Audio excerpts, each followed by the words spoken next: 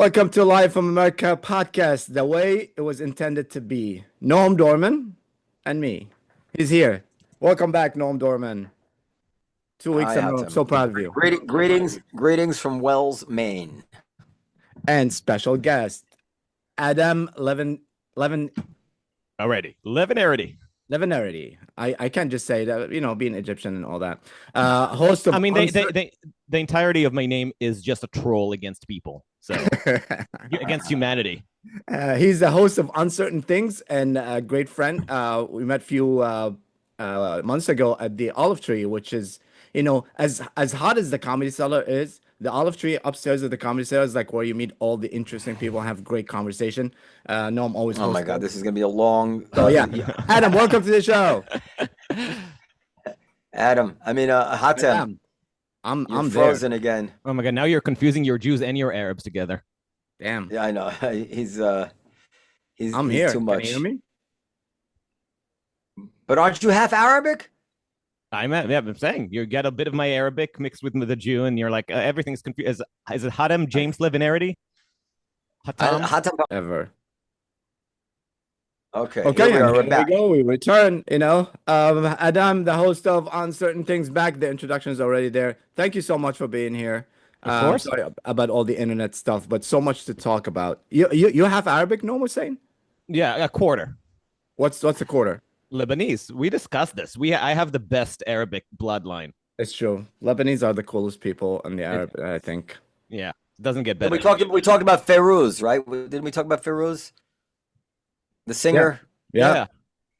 She's a legend. One of the most expensive ticket that ever was sold here in the US. All right, let's get going. First, Jimmy Kimmel. Your thoughts on that. And Adaam, what do you think? Well, what do I think about Jimmy Kimmel? A funny comedian. Yeah, no, not himself, but No, I mean, I feel like there's not a lot to. That's the thing about the Trump era, that he makes everything so simple. Like, if you wanted to discuss whether or not he should have been punished for his, the stupid statement, like, if I remember correctly, the whole story is Jimmy Kimmel, in talking about Charlie Kirk, makes a statement that conflates the motives of the murder with the far right. He kind of like diverts attention from the complicity of the left to the far right. That comes across as tasteless because, by all likelihood, the assassin was at least motivated, inspired by left-wing insanity. And there is a backlash, predictable backlash, and ultimately he gets canned for this. All of that is, or suspended it. I don't know, or suspended indefinitely. I think all of that is within the realm of kind of lame American television. It's a proud tradition of, network executives being overly responsive to people talking shit on their shows. I think the comment was poor. I think the overreaction was ridiculous, but whatever. That's their business. But all this gets, tainted the moment that the one of the FCC chairs, Carr, who's I believe a Trump nominee from his first term, Trump appointee from his, if I remember correctly, from his first term, he comes in, injects himself by saying that, we could do it the easy way or the hard way. Basically, right. I'm going to put the power of the state to intervene in this egregious violation of Jimmy Kimmel making a bad, stupid, slightly politically incendiary joke. And at that point, like, come on, all the previous discussions about, is it corporate cowardice or is it corporations realigning themselves with the American center because they went too far left and now they have to readjust. All these conversations are moot because now you have a bullying government that is, transgressing flagrantly against the First Amendment, or, implying that they might start impinging flagrantly against the First Amendment. And that's just changes the whole conversation. He doesn't even let you stay on the more subtle, interesting cultural debate that was instigated with the original suspension. That's my take, and I don't think it's a particularly original take. That's what I said. Like, I think whenever you have Trump involved, it just simplifies the discussion unnecessarily. No, what do you think? And is it cancel culture in the right now? Yes, there is cancel culture on the right now. So it's funny. I agree with everything Adaam said, except that I think I would have characterized it, although I think we're saying the same thing, that the opposite way, that Trump makes it more complicated because he reacts righteously to things which would probably go underreacted to or spoken about. People would have minced words about in previous eras. But then he just goes a little too far, and then he brings in this other aspect. So like just to review, first of all, the president of the United States cannot, or the head of the FCC is not supposed to be using mafia tactics to have his way with personnel decisions at a network because they said something wrong. However, the FCC does have this weird fuzzy mandate to police the airwaves in the public interest. And so the FCC has always been involved in censorship of one form or another and demanding equal time and all kinds of nonsense like that. Number two. Number three, and I'm not sure how this affects everything because I don't know like the statistics, but the FCC only controls broadcast, meaning the things that go over the airwaves that you pick up with like rabbit ear television. The FCC has no say in what is you receive through your cable TV or anything that's the internet. It's only the broadcast waves. So it's interesting to me that the FCC even has that much leverage these days, but I guess a lot of people maybe still get their news broadcasted. Now, when I was in law school, it's going to be a long answer now, Hatem. When I was in law school, this was a very hot topic among liberals. It's like, why should the FCC be able to, even the equal time doctrine was considered to be an overreach when I was in law school. So that's all on the one side. But whatever it is, there's very few people in the world, left or right, who think it's okay for the FCC to be saying either you get rid of this guy or there's going to be consequences and your merger may not go through or anything or any implication like that. That's all clearly unconstitutional. Now, as far as Jimmy Kimmel goes, it's so insensitive. First of all, let's take it one at a time.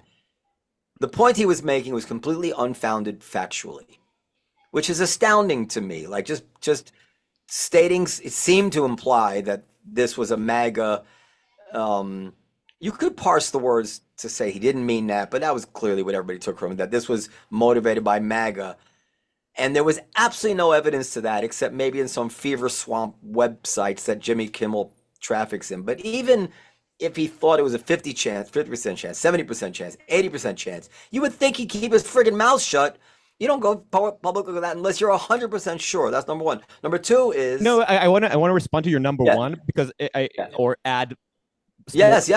Because I think that if you just imagine, we don't want to do counter history, but if you just take a second to imagine what the flip side of that story would look like if some personality, like left-wing personality, gets murdered, and then some, fever swamp MAGA host says like it's clearly the left, that all the late night talk show hosts would have latched onto this, mocked him, and showed how insensitive that is and how lacking in self-reflection and responsibility it is from the right to ignore the fact that they have created an assassin. Absolutely. And that actually brings me to the second point I was going to make, which is that there's an astounding lack of empathy to what is clearly a trauma to a tremendous portion of the population that feels affection for this man and feels offended at the idea that somebody got assassinated because they have the beliefs that, almost half the country has. And it reminds me, like, Hatem, you might not know this. I'm very pro-Israel. No. But even prior to October 7th, in any incident, you know this firsthand, in any incident where many Palestinian lives are lost, whatever the reason is, I always am I try to speak very carefully about it because I know that even if I think that everything about it was by the book and that there was no, whatever it is I might think about the merits of the situation, I understand very well that there are a lot of people who I care about who this is just painfully, viscerally emotional to them. They're not thinking about the merits of, procedures and international law, whatever. They say, people who are my people, blood, children are shot dead here. And this is a impossible, people are only human. They can't just shrug that off. And I'm always aware of that trauma to other people. So I try to speak very carefully about the subject to respect the fact that this is painful to other people, even if I don't agree with them, even if I think that the person who shot the child was technically had no choice, or whatever it is. I'm trying to be careful now. And what's astounding to me is that people like Jimmy Kimmel do not give a shit about how other people feel in this traumatic time.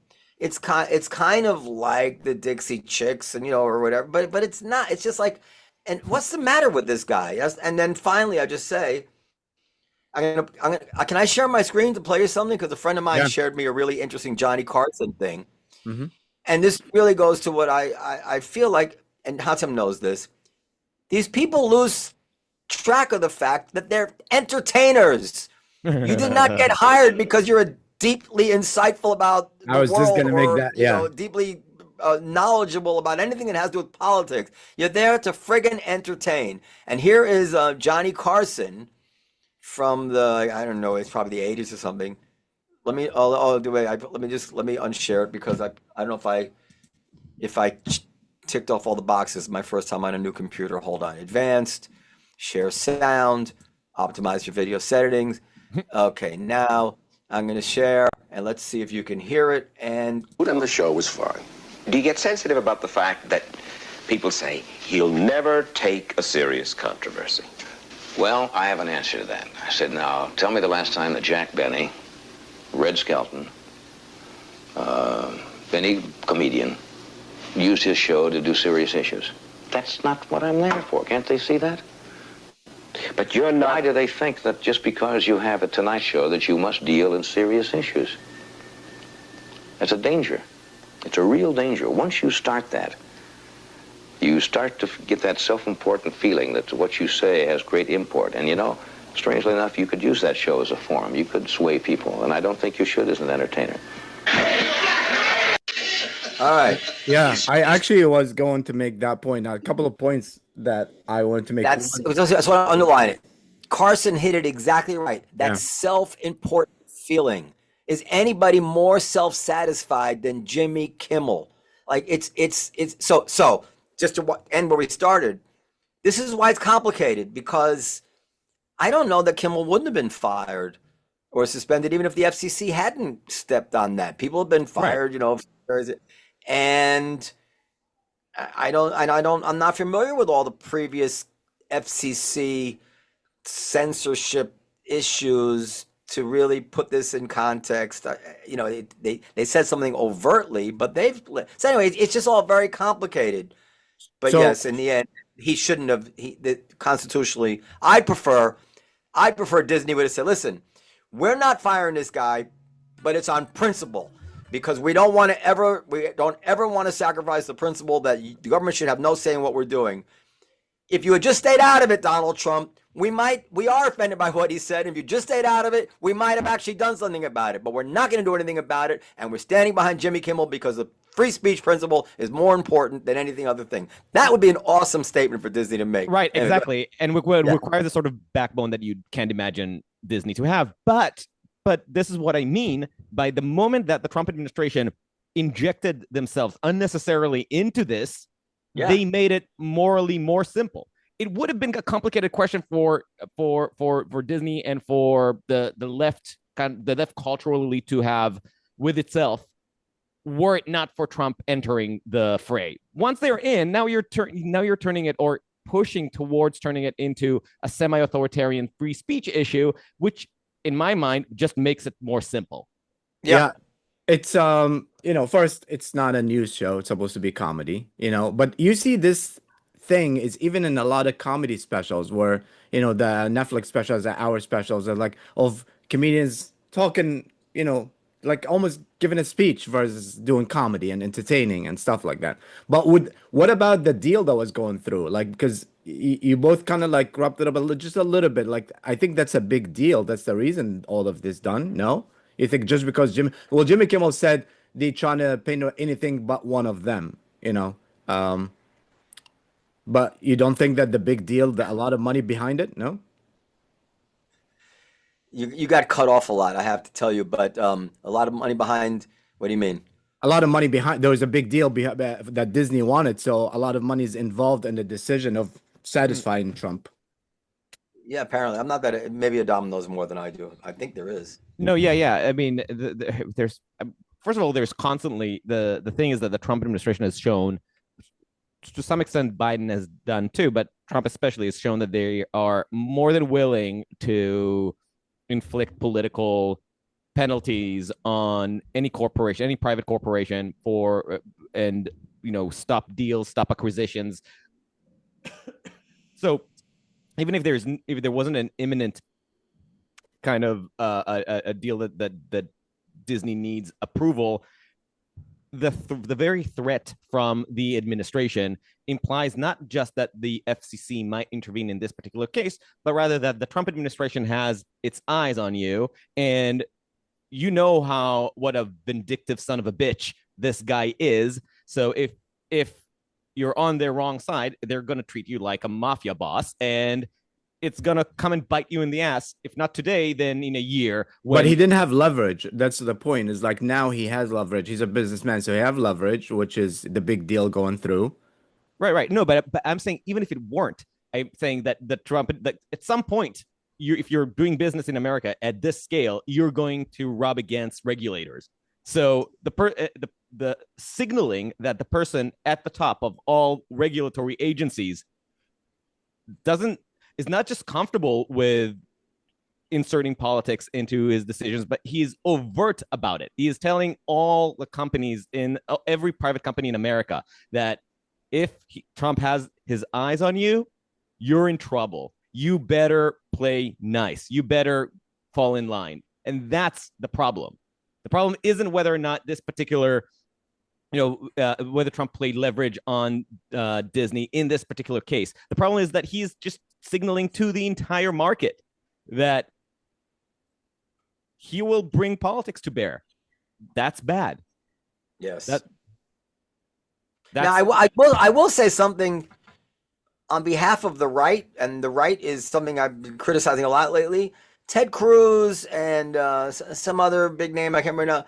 Like they are speaking out against this more than people on the other side dared speak out against the pressure that the Biden administration was putting on Twitter and stuff like that. I am happy to see, although they've been, filleting Trump for a long time and going along with whatever he says, they seem to be standing up. There's some appetite to stand up against this overreach, and I'm happy to see that. And we, and it is worth whatabouting the outrageous free speech violations which were happening between 2020 and 2024 with the Twitter files and all that came public, and nobody really cared about that. But this is worse, I guess, the FCC, but it's still of a kind. It's still of a piece. Would you ever do something like that, Noam, in your clubs? Do what? Somebody that says something that you feel that it's not the right way, not to have him again as comic? Yeah, I mean, I haven't, but if somebody's, first of all, like I had somebody we both know brag to me that he said something to somebody in the audience. Somehow they got on the subject of Israel, and he made some snarky remark about Israel and he was bragging to me. I said, yeah, and what was the punchline? Meaning, like you think I'm interested in I'm proud of you for saying something about it. I hope it was funny, but there was no punchline. I'm like, what the hell's the matter with you? You're not on stage to make political points. Get a podcast. You're on stage to be entertaining, and I don't mind. It's all a matter of. I always compare things to baseball. Do you know anything about baseball, Hatem? Everything I created. Basically. Okay, in baseball, if you have a hit, it's a triple, or for whatever reason you're rounding third base, and the third base coach has to make the judgment whether to tell you to stop or to go home. Yeah.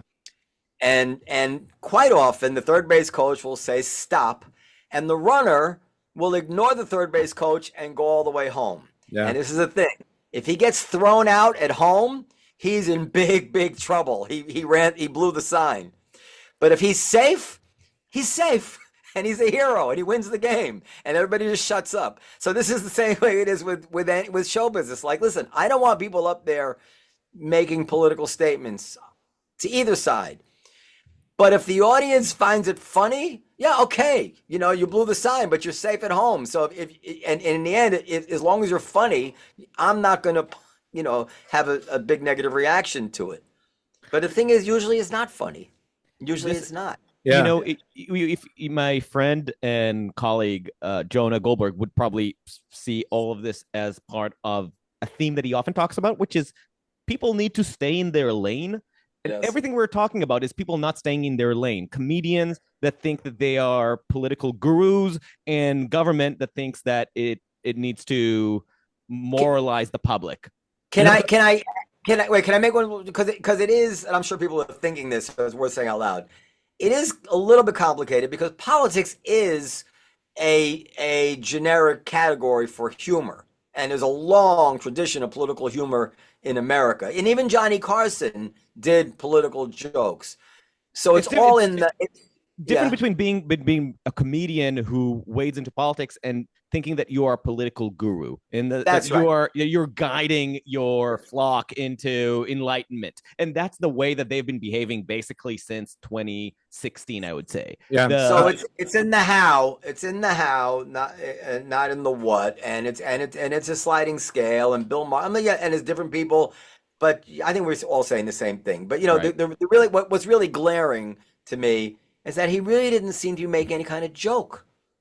Yeah. And it's like, go fuck yourself. One of the best interviews about comedy, like Colin Quinn says about, comedy, how it changes it, is that comedian is not the guy that gets the girl. It's the guy that doesn't get the girl. It's not the guy that that wins the fight. So it's a lot of times like now they just want to make a statement like you're a comedian, entertain. But Noam, let me tell you how much I know about baseball. When I first moved here, I was going to a baseball game with a friend of mine, and the night before we went out, and we hooked up with a couple of girls, and he told me, "Hey, did you go to third base?" I was like, "That's tomorrow." I didn't know the term of third base. Oh, the baseball game. I was like, "That's tomorrow, dummy." So you would have understood. Did you score? Right? Yeah. Yeah.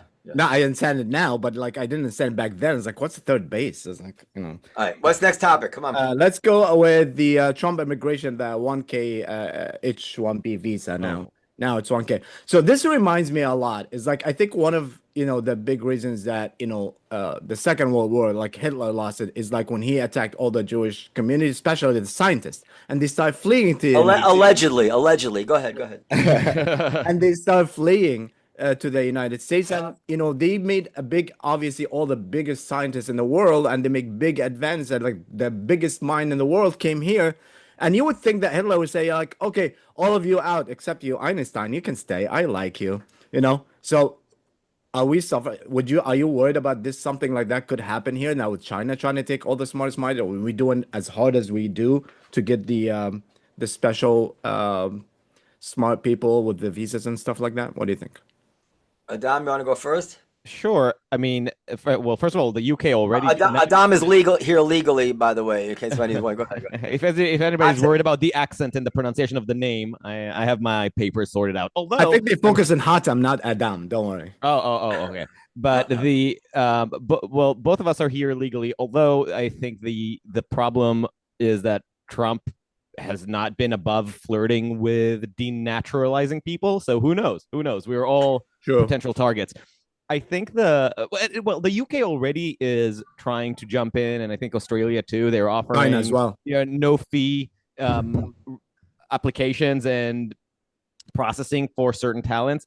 I think it's incredibly stupid, but the stupidity isn't in wanting to reduce or reform H-1B. H-1B really is a problematic system, and I think any immigration expert, no matter on what side they lean to, whether they're more expansion, like expand borders or accept more people or be more of a restrictionist, everybody agrees that the way that H-1B works right now pretty much sucks and is highly exploited. So the idea that H-1B needs some kind of reform has been in the ether for at least 20 years. The problem is that the Trump administration, as is its wont, it's not even the Trump administration. Trump issues this executive order that is lacking in any kind of clarity, making a sweeping statement of that you need to now pay, what is it, $100,000 for every H-1B application, you the company who claims that you need an employee. Well, also, I think in the same executive order saying that he's going to start launching the gold visa program of just you pay $1 million or $10 million and that's it. You get a permanent residency. All that this does isn't really reforming H-1B. What it does is create chaos. It creates uncertainty. It creates a sense that the only real game in town is Trump's brain. That there is no rule of law where you have clear standards of how to participate in American society, in the American market, what kind of steps you need to follow in order to be properly integrated. What it tells you is that at a whim, the King of America can decide that the entire system that you've based your life on and that you have tried to establish whether for your business, for your company, or for your own life as an immigrant in trying to establish a new path for yourself can be upturned because of a change of mood. That's the thing that I'm scared about the most. I can have the argument about whether America needs a more restrictionist immigration policy or a more expanding, and whether we're going to lose talent. Maybe we're going to lose talent. Maybe Trump has already tried to roll back some of the impression that we're going to lose talent by saying that no, there is still exception for high performers and blah blah blah. I don't know. The only thing that is 100% about this is that there is nothing certain. That nothing is certain. That everything is by the whim of dear leader, and that shit scares me. Noam? Okay, my feeling is, first of all, Adaam and I are probably too like-minded to make an interesting show, but I'll say that from my perch as a business owner all these years, and also even as a child of my father's business owner, every single immigration rule, and by the way, every single law, but every single immigration rule is reverse engineered and becomes a racket.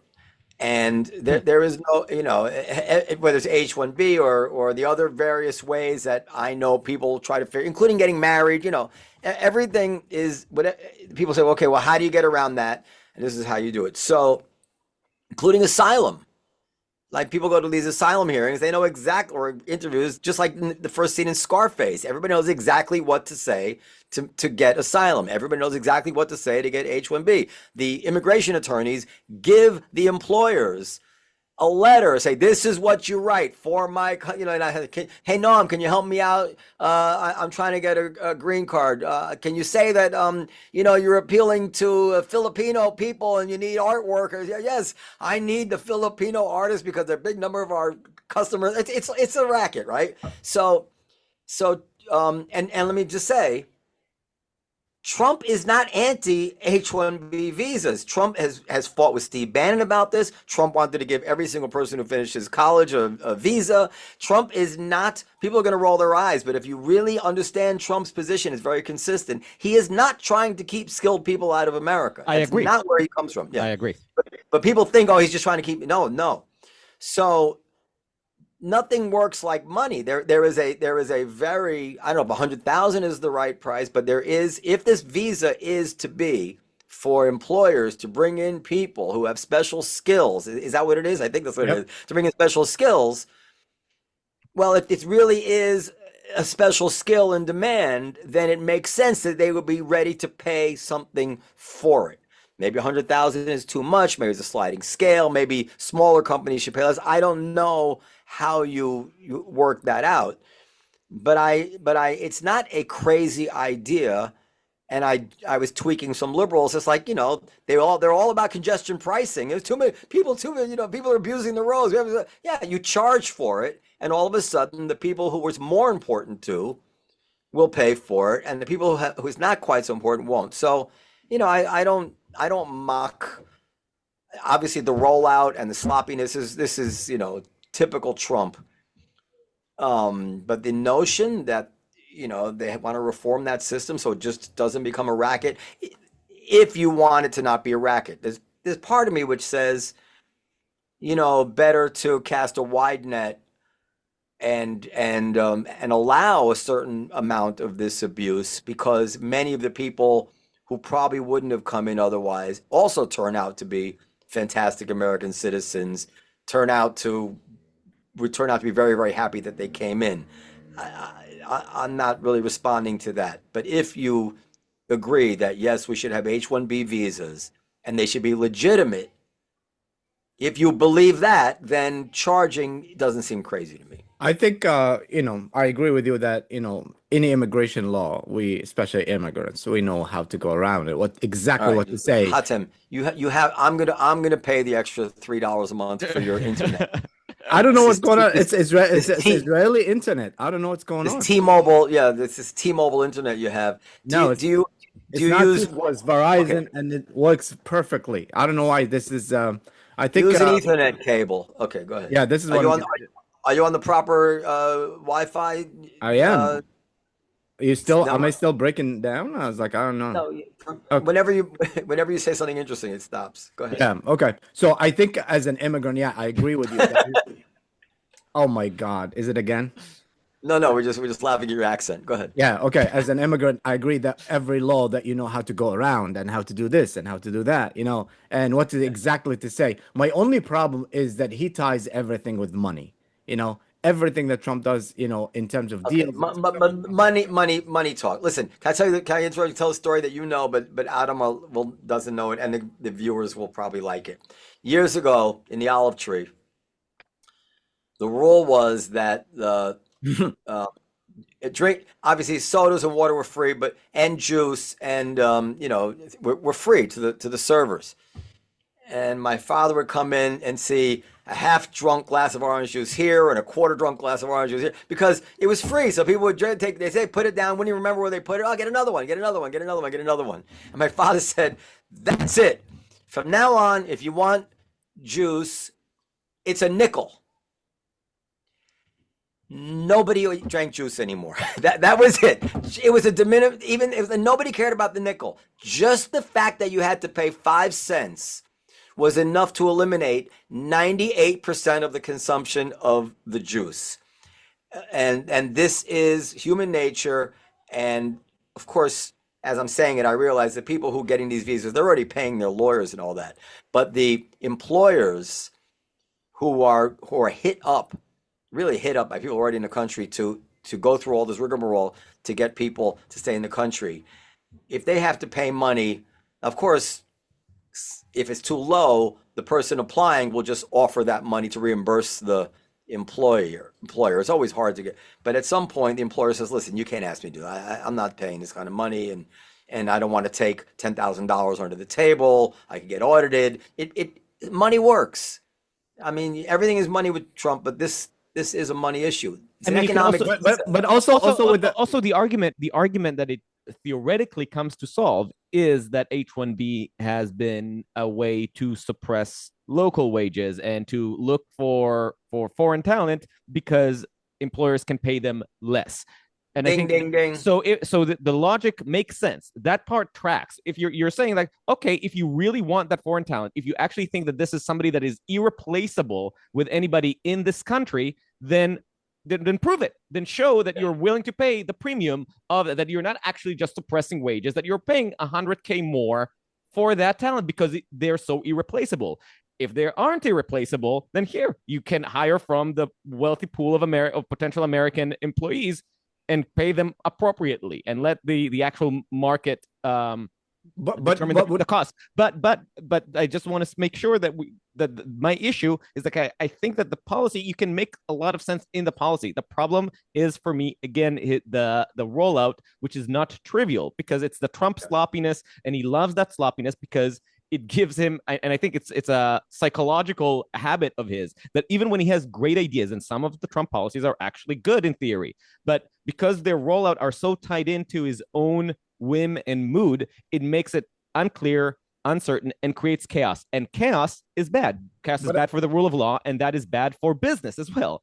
But I think you're talking about, like, if it's a chef or it's an artist or something. But what about like medicine? What about engineering? What about the minds for a problem that wasn't here yet? Like when COVID happened and we got the vaccine in 9 months or whatever. So other countries, a little bit after. But what if all these minds were here together earlier? So you don't have to wait for the problem to become. I think it's just you have to create the environment of having the best of the best always here, regardless. I'm not talking about chef or an artist or even musicians or even an athlete, but I'm talking about, obviously athlete is a big deal because it's going to bring, look how baseball, we're talking back at baseball, like how those guys, when they're coming from around the world, make it the best. That's why we call it the world championship, so I think that for a smaller business. Hatem, are you going to go back and cut out all this? Yes, I am.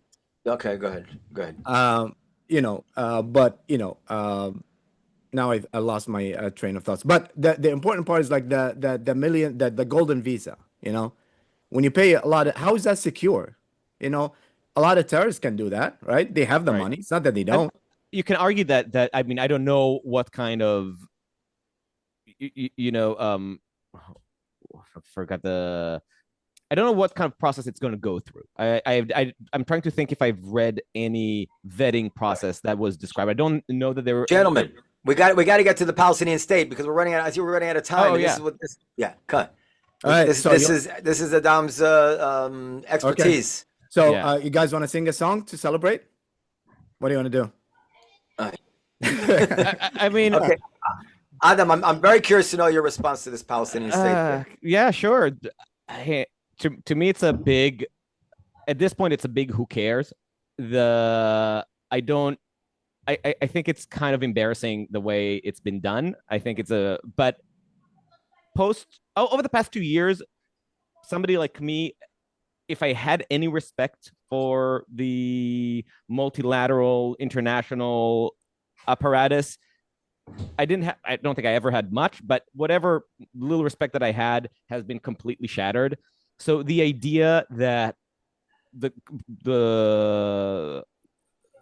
Western elite is coming together and saying we are basically penalizing Israel for its war by rewarding a Palestinian state shows, to me, all it shows, because it doesn't create a Palestinian state.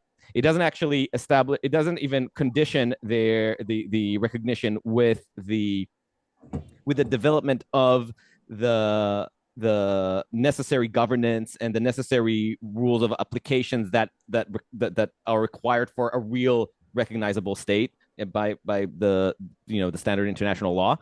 All it does is saying that Israel, you fucked up. We consider you. We think that you've crossed the line, and to punish you, we are going to give this symbolic treat to the Palestinians. I think that waters down international law. It shows how meaningless these institutions have become as a relic of the Westphalian nation state system, and that nothing means anything.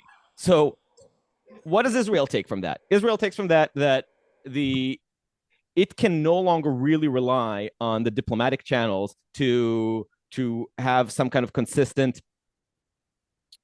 balancing of its own security needs with the demands of the rest of the world for Palestinian welfare. So what does it do? we're going to say fuck you, and we're going to just wage our wars as recklessly as we need for our own interests. Because playing along by your rules, by your standards of international law, of accounting for every single airstrike that we conduct, and supporting every single step that we do with 17 lawyers, and putting our own soldiers at more risk, precisely so that we can still maintain the edge as a legal state.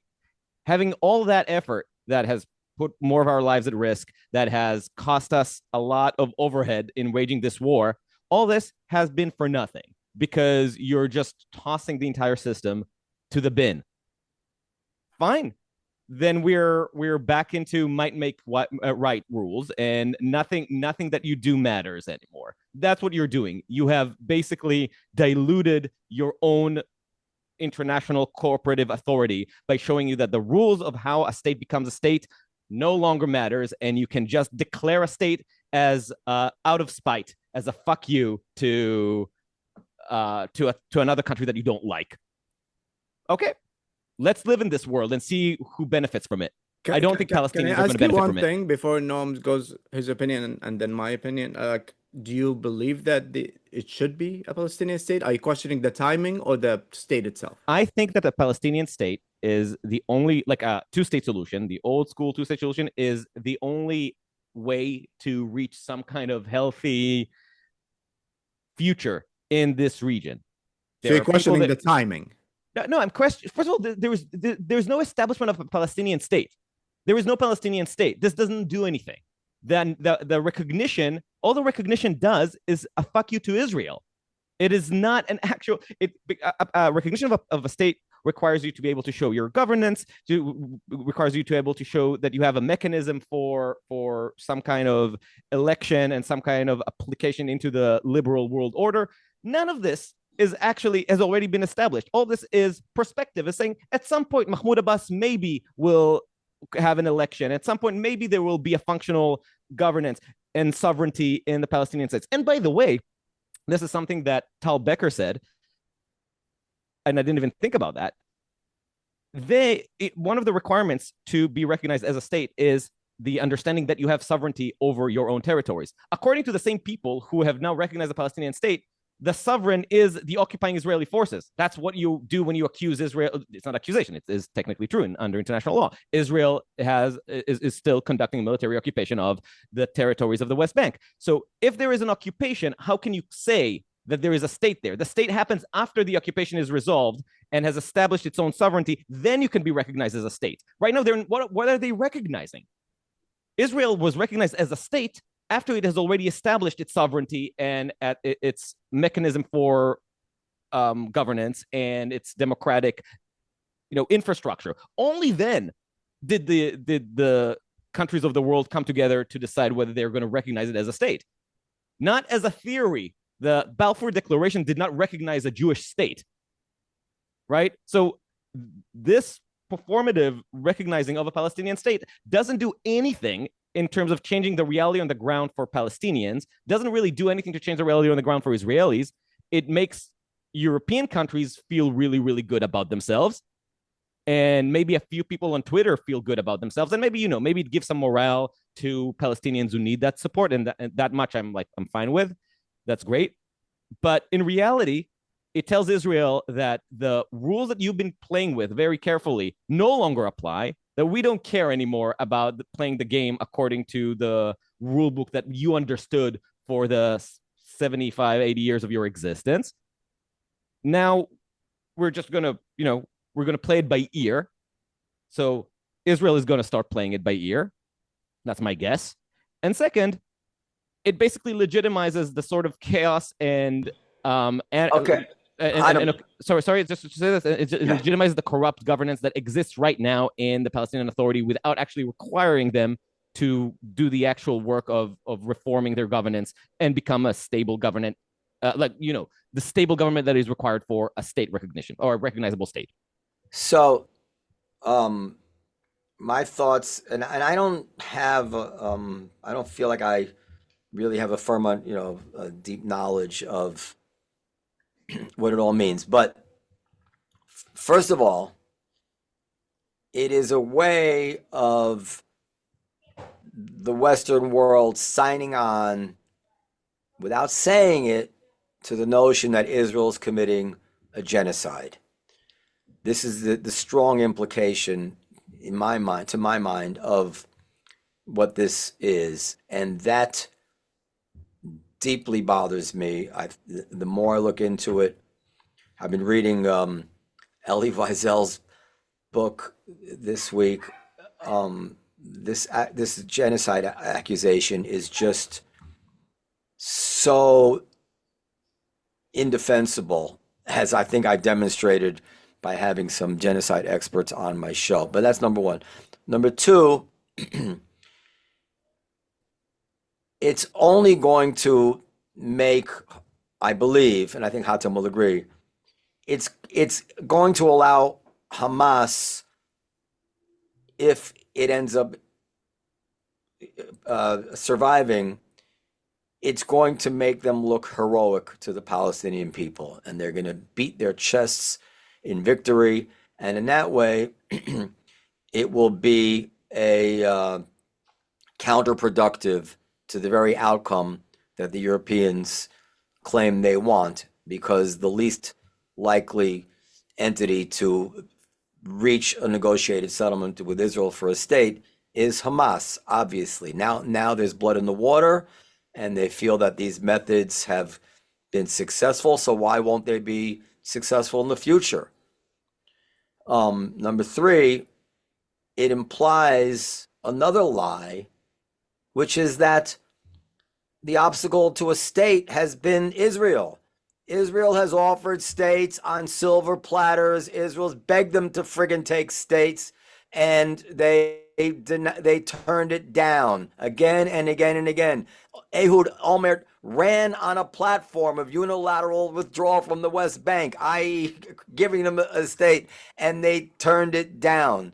And I just add to that, I speak to a lot of Israelis, dozens, hundreds in my life.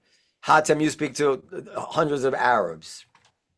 I'm sure they exist, these Israelis. I know they exist, these Ben Gvir types. I know, but in my entire life since I was a little boy, I've only met Israelis who wanted the end of this conflict. Either they didn't want to give in to the Palestinians because they didn't want to give them the West Bank back because they felt it would become another base for terrorism, or they wanted to give the West Bank back because let's just take our chances and see how it goes. I never met an Israeli who said, let's take the West Bank and rule over 7 million Palestinians forever. That's what I want out of it. I've never met that. So I'm telling you that behind the world's back, the Israelis that I speak to are actually much less of what people impugn the Israelis to be. They're more critical of Israel. They're more introspective. They're more unsure of themselves. It's all about, what in the end could possibly lead us to this idyllic outcome of actually peace with a Palestinian state. And I suspect, Hatem, you'll have to tell me, that behind our back among Arabs, it's actually worse what they say. I don't imagine that. Maybe this is my own bigotry, but I don't imagine when 15 opposite number Arabic people like me get together, they're like, boy, if only we could have a two-state solution with Israel. Wouldn't it be great if we could just make peace?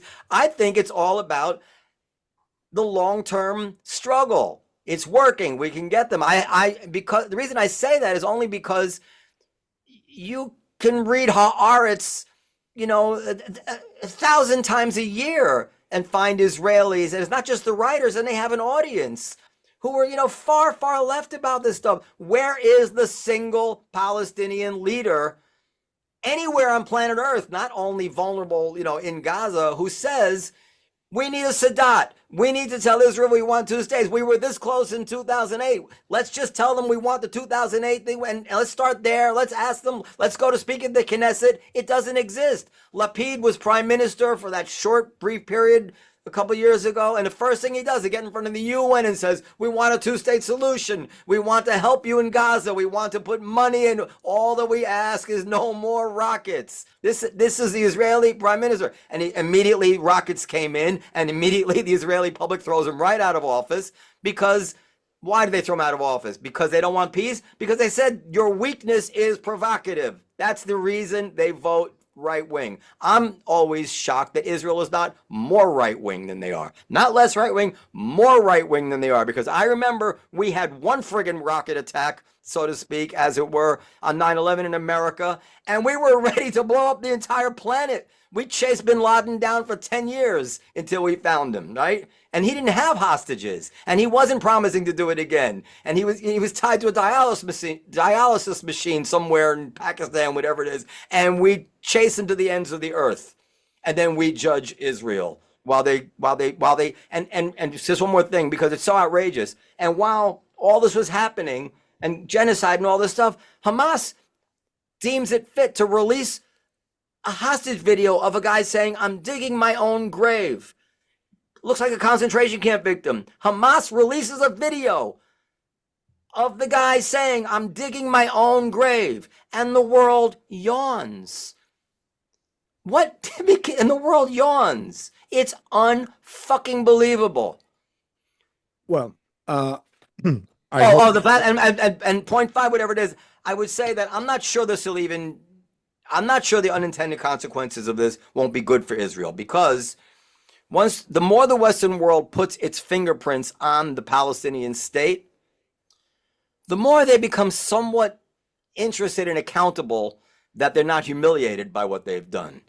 And I think that the more they're attached to this issue, it's possible, maybe I'm just being naive or too optimistic, there is, in some sense, we came to your aid, and we recognize the state, and now you're playing these games, and now you're being rejectionist, and now you're attacking Israel, now you're taking hostages. I think it could lead to an unintended consequence, which is good to Israel. Israel may not see the silver lining, but it wouldn't shock me if somehow this turned out to benefit Israel, but that's just possible. I'm not predicting it. Go ahead. All right. I hope I don't get interrupted like I didn't interrupt you guys, except the internet, if they interrupt me. Hatem, I got to go. I'm sorry. No, go ahead. Well, a few things. One is everybody that declare, the recognition of the Palestinian state, including the Arabs, made it very clear that Hamas or any kind of Hamas is not part of it and shouldn't be part of it. That's one. Two, what Hamas have been doing, to the Arab countries and to their own people is even as horrible, if not more, to the Israeli people. When they released that video, like I always, shocked, why would you do that unless you want the war to continue? So obviously their agenda has been very clear that they want the suffering of the Palestinian people just like anybody else. So these are the first 3 points. The important part is, like, I hear a lot of argument is like this declaration of statehood is like against Israel or rewarding Hamas. It's none of those. It's rewarding the humanity of the Palestinian people that have been suffering for a lot. And I think it's a roadmap that can make people optimistic, because where do you come? What's happening the next day? We don't know. Israel doesn't have a plan. Nobody has a plan. But I think that is a very good option to, like, listen, we're going to give you your own state, and it's going to give the own Palestinian people hope to fight against Hamas, as they have been doing with whatever sources that they have, which they not a lot. But all the Arab countries, all the Muslim countries are sick and tired of all this shit. And I told you before in the Arabic, meeting that they have with all the leaders, they told Hamas, you never told us you're gonna do what you did, the horrible attack on Israel. We're not gonna rebuild Gaza with you in it again. We're not gonna give you money again. We're not gonna support you again. So, and yes, behind the closed doors, just like there's right wing and left wing, there's both. There's people that reacting to the hundreds of thousands of people that dying, but also they see the future. Not hundreds of thousands of people dying, but go ahead. Yeah, there's 100,000. Yeah, that's what it's not hundreds of thousands of people dying, but go ahead. You're counting tens of thousands of people dying. Go ahead. Okay, tens of thousands. Yeah. But but it's the same thing. I send you so many videos of about so many leaders, so many Arabic TV channel attacking Hamas, attacking the horrible attacks on October 7th over and over and over. There is no future with this keep going like this, with Hamas, with the Arafats, with people that benefit from the no peace, no war situation. It's not going to happen. So I think that this is actually pretty good because as much as they only say, hey, this is the state, but the road to that state is going to be very supervised by a lot of people. And I think it's going to happen when you have Saudi Arabia, when you have Egypt. Listen, Egypt has been suffering more than anybody just, with Hamas. We talked about this during the spring, the Arab Spring. They went in and shot a lot of people, emptied the jails. They did horrible things. So no one want to move forward with Hamas or anybody. I don't think the Palestinian people or anybody will think, oh, Hamas is the reason that we're getting this. I think it's the opposite, actually. I think this is a way out of Hamas when you give future. So I think it's actually pretty good. Especially, I like the fact that they declared, but they didn't say what's the road to it. And I think Adaam touched on a little bit on it. And I think the road to it, and Noam as well, will be, listen, no army for now. We're going to put our own international forces. No rockets. No this. No that. All the money have to be counted. Have its own statehood and the dignity that the Oh, Palestinian. thank God. I thought he'd never stop. I didn't. Oh, I'm kidding. yeah, I know. So I actually think it's pretty good, and I think it's also gonna drive the Israeli back more left than right. So I think overall it's pretty good. Did you know? Go ahead, Adam. Go Yeah, I love your optimism, and I'm not saying this sarcastically. Totally, this is your vision that you're describing is what I would love to see come. And it's emerge. based on This is conversation with the, people I have. the model of a future for the Levant that I grew up on.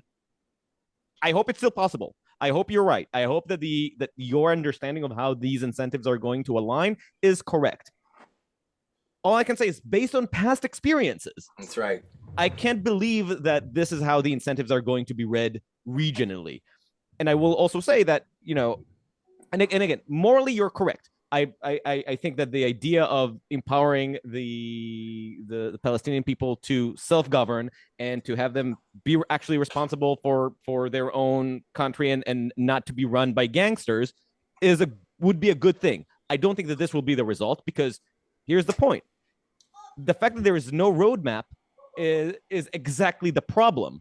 The fact that they say, we want a reformed Palestinian state that run by the Palestinian Authority, kind of, and that it will be demilitarized and we will have elections. All of this has not been really conditioned. They're saying this is our ideal Palestinian state, but they've already recognized it. You've not conditioned it. So you're saying that you've legitimized the existing corrupt Abbas government, that you've legitimized, that you have de facto made October 7th the catalyst of Palestinian statehood, and you have really done nothing to disincentivize Hamas from acting out. If anything, you've told Hamas, look, we are technically saying that you don't get to govern Gaza, but we are doing nothing to remove you from Gaza. We are doing nothing to force you to release the hostages. We're doing nothing to demilitarize you. But you know what? But you know what? We are showing you that your method of creating a horrific pogrom against your neighbors is the fastest road to statehood. All the debates, all the tens of years since the Cairo conference to basically the Ulmer deal didn't go anywhere. You know what got Palestinian recognition? You committing October 7th.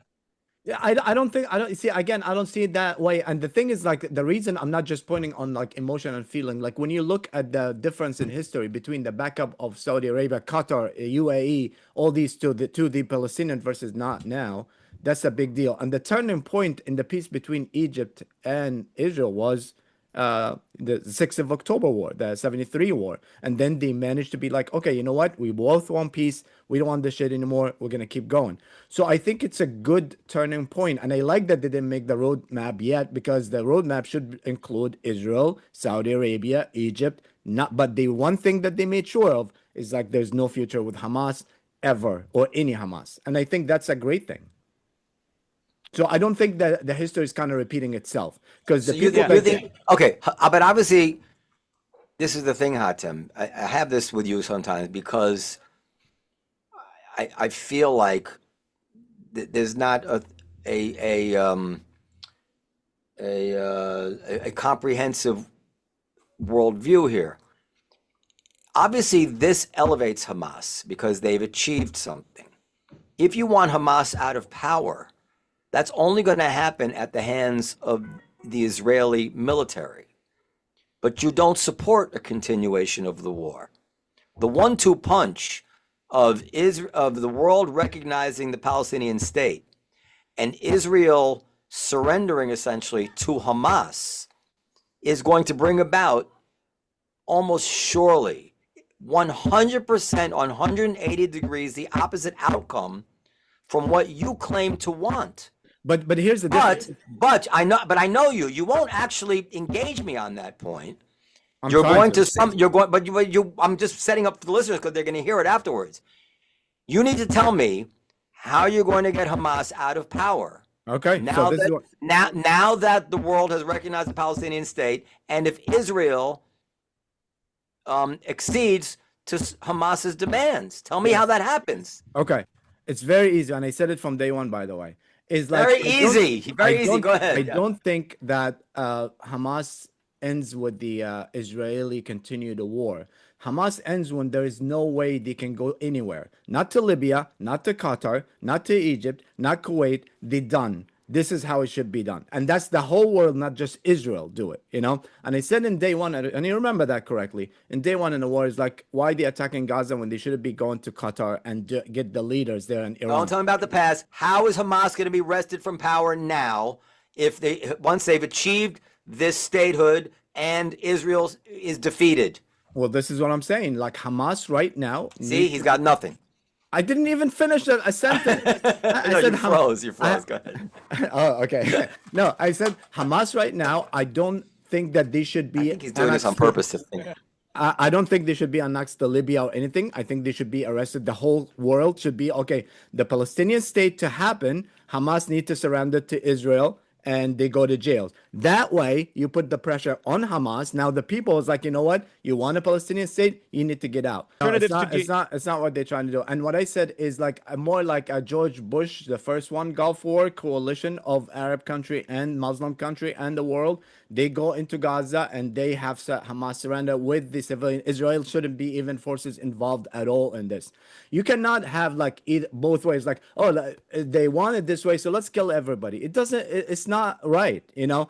And there is solution that other than right now, the number one thing for Israel to prevent another October 7th from happen. What's been going, it's much more. What they wait, Hatem, you're saying that your vision is a new peacekeeping coalition of all Arab countries and in the Western world. You're seeing like George Bush in Saudi Arabia was not a peace coalition. No, but you're imagining French soldiers and British soldiers and Saudi soldiers and Emirati soldiers going into Gaza and basically occupying Gaza. That's what you're saying. An occupying force that is a coalition of Arab Western. Not occupying, governing until they get the people. That's the definition of occupation. You're sending a military force to run the government until they're ready for independence. That's the definition of. If the people themselves ask for it, it's different. My point is this: we all know that the enemy is Hamas, correct? Yes, correct. Okay, so what Israel is doing is they're trying to take Hamas, but they also anyone in the way. And I think, and I really believe that, and I feel like Noam agrees with me, or maybe a little bit, that the main thing of Israel is not just to get Hamas, is to say, if you ever thought of doing this again, have an excessive response. That if anybody ever thought of doing this again to Israel, this is what's going to happen to you and to your people.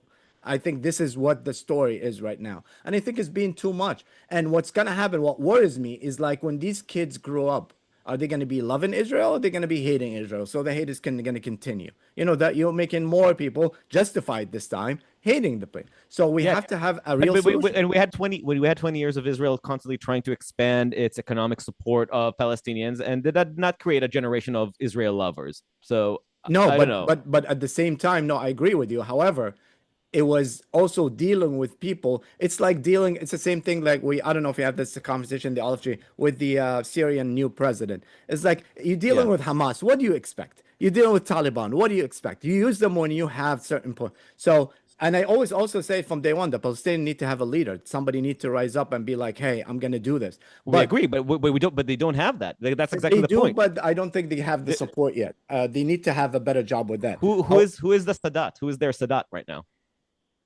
Well, that's what I'm saying. They had few people that came out in mind, that they've been talking about, but nobody I think need to be recognized from the Westerns and be like, okay, let's negotiate with that. But the point is this: Like since Salam Fayyad, I can't think of any single leader that was remotely Sadat-ish. Like you had Salam Fayyad, and that's almost 20 years ago. Yeah, sure. But I think that there's also a lot of people that don't get recognized as much, but they're trying. But the vision of the people, and I'm telling you, the Middle East itself has changed, because Hamas attacked everybody, and Hamas been doing a lot, and they can't do this anymore. Everybody want a new things, but the killing gotta stop. The war have to stop. You have to secure your people. You have to get your hostages out 100%. No question about that. Anybody would do that, but you also have to. Why? This is a very important question to me. I know we have to go. Too bad. Why do you think they? I don't have to go. No, I have to. Why do you think? I was wondering about this. Why do you think they keep the hostages? Hamas? Yeah. Well, obviously, for everything that Hamas is doing to continue the war. To continue the war. 100%. We knew that. Yeah, no, because normally somebody keeps a hostage to want something or to protect or to hide behind for their own lives. But it occurred to me that Israel kills every Hamas leader. The hostages have never been used to keep anybody safe, and that if Hamas were to give back the hostages, it would make, I don't know if the war would end, but it would make it much more likely that the war would end, that the Israeli public would even be more eager to end the war now. What's the same thing why they released the video. They wanted the war to continue. Yeah, so they want the war to continue. Yes, and Israel is falling into that. And yet, the world blames Israel for the fact that a governing body has a policy of wanting a war to continue. Yes, because Israel and Hamas is not the same. And the world presided over the gutting of international law here. But again, you're not hearing me. Israel is not the same as Hamas. You can't compare both. Hold on. Israel, they presided over the gutting of international law in the sense that really, although it's very painful to look at, Israel from day one has had a right to strike at Hamas as it did. I mean, obviously, there might be individual cases where if you told me everything was involved, I would say, no, they shouldn't have done that. But in general, when the military hides behind civilians, or when a military uses civilian infrastructure for military purposes, that is 100% a legitimate target. And Hamas is the entity that is supposed to be blamed for that. Hamas is the entity that's supposed to be brought and charged. No, and the world, you say that, but you give me one leader. Give me one leader that didn't say Hamas is a terrorist organization. Arab, Muslim. They say it's a terrorist organization, but then they blame Israel for the war. They call Israel genocide. Come on now, let's not play games here. We're not playing games. You want it a certain way. First of all, Israel, let's start from the beginning. I gotta go. No, hold on. I gotta make that point. Israel have the right to get their hostages and stuff. But then you see yourself falling into a trap of killing all the civilians. They use the tunnel to put the hostages and not their own people to protect. What kind of people are those? So that this is the trap they're setting. And you are democracy, Western democracy, higher level, higher moral, higher everything, and you fall to their trap?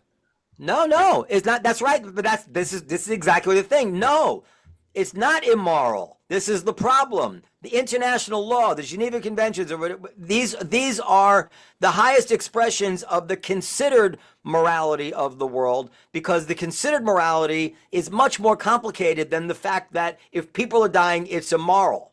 Just like Omer Bartov defended the destruction of Germany. And what was his quote? We had to destroy them to reform them. He rationalized the whole thing. He said it was moral. Rationalized is the wrong word. He defended the whole thing. He said it was moral to do what we did to Germany because that was the consequences of the policies and the leadership that the German people embraced. Hamas polls to this day very high among the Palestinian people. The Palestinian people are not even hostage to Hamas. They support Hamas. And there is a I'm sorry. You can see poll after poll showing a support for Hamas. Coming from where? And by the respected Shikaki, is that his name? A very respected Palestinian pollster. I always say the same thing when you say the Palestinian pollster. I say, you look at the hostages, the Israeli hostages when they're released and they kiss the Hamas guy. My only point was no. Let me just make that point. When you see the Israeli hostages coming and kissing, my only point was that the point was that my point was that this definition of morality is extremely shallow, because what you're saying is that if you can put enough civilians between you and another, it's not what don't I'm saying. nod your head. Let me finish. If you're saying that, if you can make it impossible for somebody to get to you, you can do anything you want, and it becomes immoral for the other person to try to get to you. It's not what I'm saying. And yes, it's exactly what you're saying. Let me explain what I'm saying. You're saying Hamas won't let any civilians in the tunnels. Hamas needs to be rooted out. Hamas is taking hostage. Hamas is a villain. But Israel has fallen into the trap of acting immorally. Why? Because Israel has no choice, or claims it has no choice. I think for the most part, overwhelmingly it's true, not in 100% of the cases. Israel claims it has no choice, that the only way we can get to these people is through the civilians they've put in front of them. And you're saying that's immoral, meaning that the moral thing to do would be to let them do what they're doing. And that means the new definition is a rewriting of international law, which says that it is not a legitimate target anymore if somebody uses human shields. Again, let me say, and then Adam can talk, because he's been wanted to say something. It's not what I'm saying. What I'm saying is you recognize that you're doing the right thing that any military would do, right? Try to get your own people. They're hiding behind civilians. You're still going to go. What I'm saying is, like, when you see the numbers of being excessive, then you know that this method is not working. Let's try something else. I'm not saying immoral and moral. It's not what I'm saying at all. What I'm saying is what Hamas is doing, putting civilians around, is a war crime. So defeating Nazi Germany was excessive. Defeating Japan was excessive. These were immoral things we did, right? You're talking about different times with different weapons, different technology, different precisive, but different a lot of things. It's not the same thing. Nothing, one of them do with the other. You yourself think that this is excessive. You don't think this is excessive? Explain to me why. Explain to me how let's leave the atom bomb out of it for a second, because obviously, or not obviously, but by all accounts that I know, we would have killed just as many Japanese, if not more, if we had done the same thing conventionally. We use an atom bomb. That's a whole difficult quagmire, but let's just presume we were going to kill that many people or more, one way or another. We killed a tremendous number of people in Germany. Was that immoral? I tell you, should we have left the Nazis in charge? Should we have left Imperial Japan in charge? No, but I tell you what's the difference? The difference is, was there a number of civilians which would be excessive? Can I respond? Do you ask your question? No, but yes, you can respond, but to my question, was there? I'm stress testing your opinion here. You're saying it's excessive. Define excessive in terms of the previous conflicts which you think were justified, Germany and Japan. Sure. How is that not excessive? But what Israel doing is excessive. Yes. Okay. Can I tell you? But please answer the question. I'm answering the question right here. I'm saying yes. I don't think that is excessive in the World War II versus this. And I tell you the reason. Because Germany and Japan have weapons and were a bigger threat than Hamas ever is or ever gonna be to attack back. We had to stop them because the attack back would have been disaster for human mankind. Hold on. So you're saying that America was more threatened by Japan in 1945? America's the one that was killing them. You're saying America was more threatened by Japan across the world in 1945 than Israel is threatened by Gaza? You see, you're jumping from one to another. I'm talking about weapons. I'm talking about military. If yeah, America could have been. If Oh, come on. Germany have done the nuclear bomb before, why wouldn't be? Adam, About what's Japan. your I thoughts asked you on about that? Japan. It's funny that you said Germany because I asked you about Japan. And I said Japan too. You know, Japan could have America was a more weapon. threatened by Japan in 1945. Okay, you're trying to make the argument versus what I'm trying to make. Like I'm trying to get consistency here. and I am very consistent. I'm saying The consistent position would be, and by the way, it's not crazy. So you know what? We weren't threatened by Japan anymore. We should have just pulled out, let Japan do what it wants. well, You can say that. the atomic bomb. I don't think it should be a job. No, Or at least job no, someone else. not the atomic bomb. Just Yeah. like, you know what? Japan is sufficiently destroyed. They're not going to do that again. But we're Germany, we're leaving the emperor in charge. yeah, but Germany. So Japan was Japan was excessive. Japan was excessive, yes, in my opinion. Okay, so there were two immoral wars: the war in Japan Yes. and the war against. I think a lot of wars are like immoral. It's not because it happened, then this is the standard. You know, and again, you can't compare Israel to Hamas. It's two different. It's So totally now- two different people. So You know, what justifies Germany, in your opinion, is because they could have developed an atom bomb? because they not only they could have, they already have a very strong military capability that could have killed more people. Adam, what's your thoughts on that? Adam, sorry, what's your thoughts on all this? Because I know you agree with me.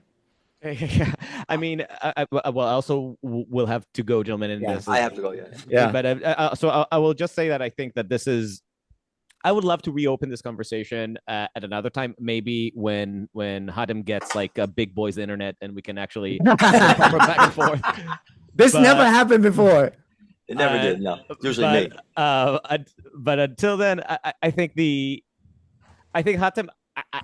I think that there's so much I agree with what you're saying morally, like that this is how I would like the world to work. But I don't think it's in alignment with international law, and international law is created in a way that is, to be like I said, the West is no longer paying attention to international law, but international law is created in a way to deal with the immorality and the anarchy of war, not in a way that to make you feel good and fuzzy and comfortable, but to create standards that are understandable, and hopefully creating the right incentives for state to understand how to interact with each other. So I think what Noam is getting at, and what I agree with, is that if you ignore these rules, it's not just about the morality of how many people end up dying. It is about what kind of incentives you have in place, and that as an understanding between different countries, between different states, between different militaries, as to what is legitimate behavior, not moral, but what is legitimate behavior.